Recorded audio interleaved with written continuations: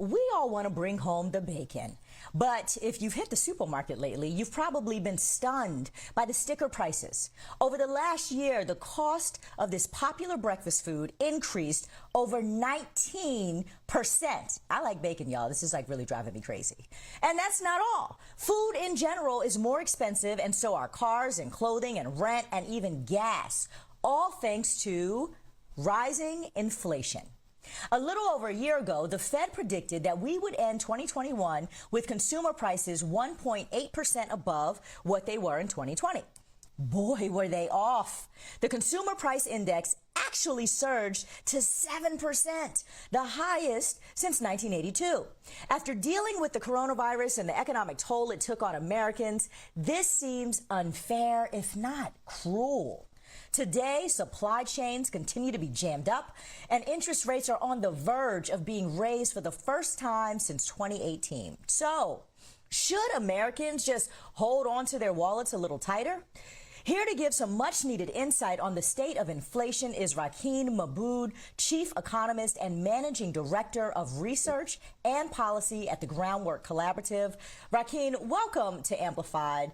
All these numbers I know are dizzying for a lot of us who don't track this stuff the way that an economist does. So could you just start off by telling us why inflation is so high, and in the simplest terms, why in the heck are people paying more for consumer goods? Absolutely. So inflation at its base level is a general increase in the rise of prices. And that's exactly what you're seeing. As you just alluded to, the cost of goods that are essential, like diapers and food, are going up. And essentially, prices are going up at its core because of corporate greed. We're seeing really in the short term, companies are profiteering off of this pandemic. They're using inflation as a cover to raise prices and pocket the profits. But over a longer term, essentially what's going on is that we have handed our economy over to these mega corporations for decades. And the result of that is that we have a system that is built to prioritize short-term profits rather than a system that is built to deliver us goods, keep prices low, and ensure that we are all doing well. So really, we need to be looking at the role of mega corporations and corporate greed when we're talking about the real culprit behind price hikes. I want to get into that in a minute. But first, tell us, what can Americans expect to actually pay more for this year? I talked about gas, which is outrageous. You just mentioned diapers. Tell us some of the other things that are skyrocketing. Absolutely. So in general, the price of goods has gone up about 7% over the last year. When you take out some of the goods that are a little bit more volatile in their prices, such as energy and food, the cost of goods has gone up about 5%. And this is being driven primarily by cars, new and used, which has been an issue throughout the pandemic, as well as energy. One important dynamic to recognize is that inflation for food prices starting to come down, which I think is actually due to some degree to the fact that the Biden administration is using the bully pulpit to really call out these meat packers that are price gouging and taking advantage of their consumers. So I think there is some hope that, the policy actions that we have at hand are going to be helping us bring some of these prices down. Speaking of the policies around all of this, I'm thinking about consumer goods and how we are in this horrible economic crisis that's just exacerbating, by the way, poverty and other things that already existed in this country. And as the government tries to respond, as the federal government in particular tries to respond with aid, etc., I recall there being a increase in food stamp benefits, for example.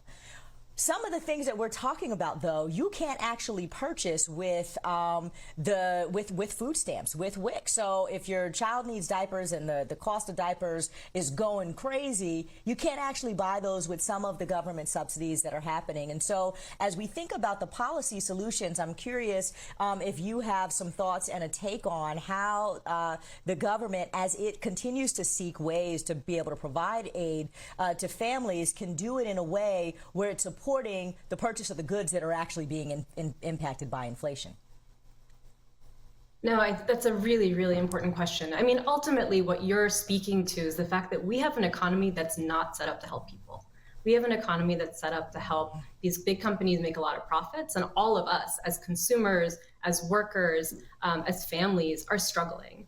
And we really need policies that start to address that. So one really important piece of legislation that's on the table that I know everyone has heard of is the Build Back Better agenda.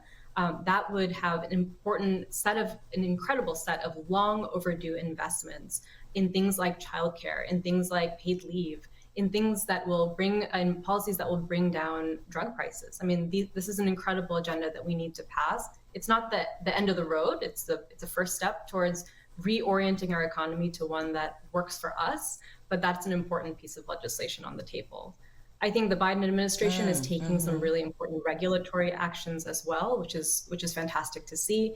Empowering the FTC and the DOJ to really go after some of these price gougers who are taking advantage of people who are really struggling right now. After 2 years and change of a global pandemic, to be hit by such high prices is really an untenable and unfair and horrible situation. And then, finally, I think when we talk about interest rates and when we talk about inflation, the Fed is always an actor in this situation as well. And, the Fed has started to suggest that they might be raising rates next year. And that is absolutely the wrong policy choice, because when you start to raise interest rates, what you do is start to increase unemployment, slow down wage growth, slow down job growth.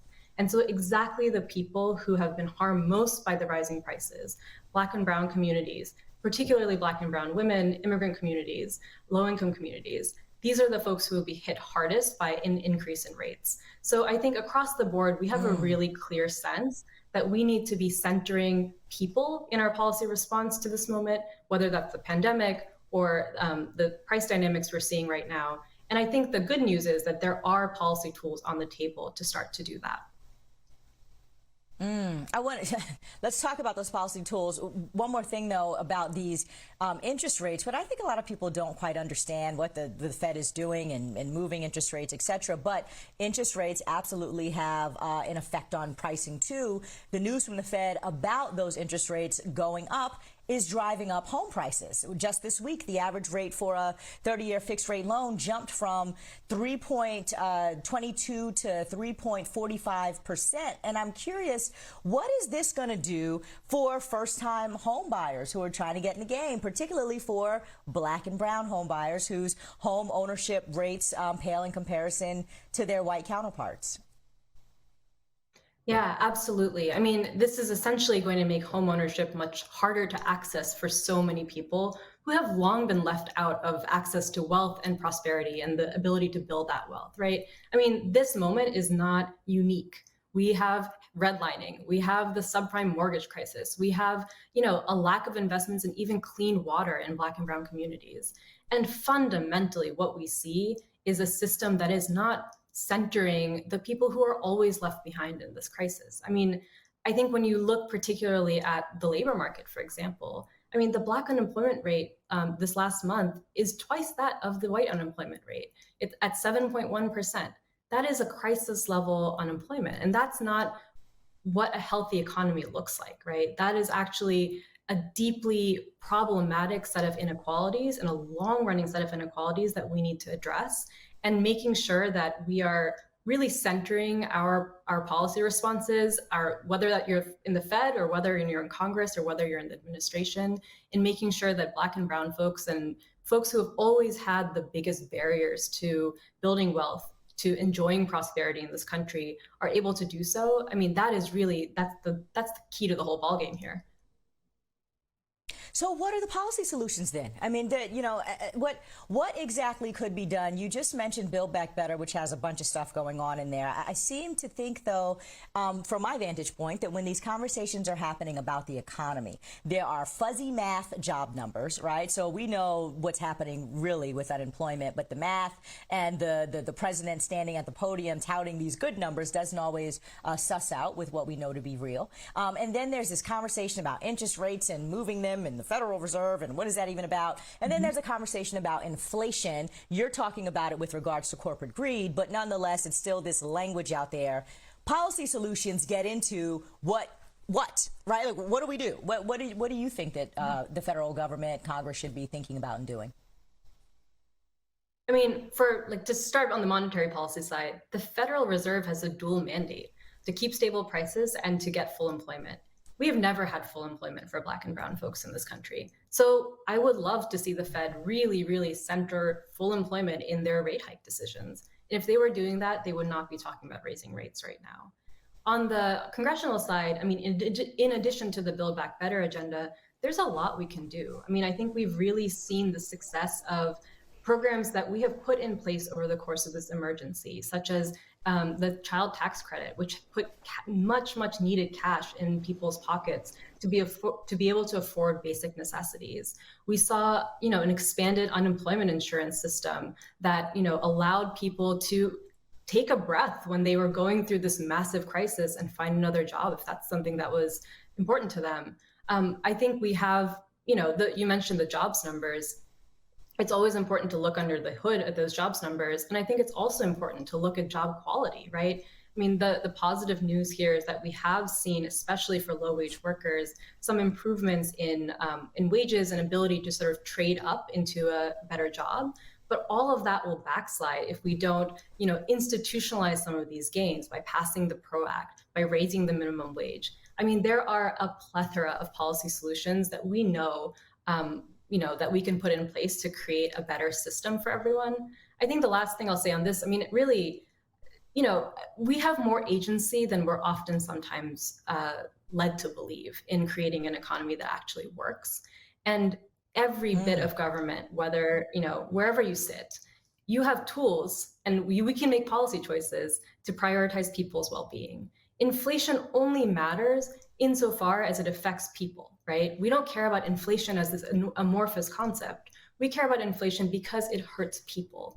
And so we need to really think about people when we're making policy, not, the economy, quote unquote, because we are the economy. It's what we create, what we value, what we contribute.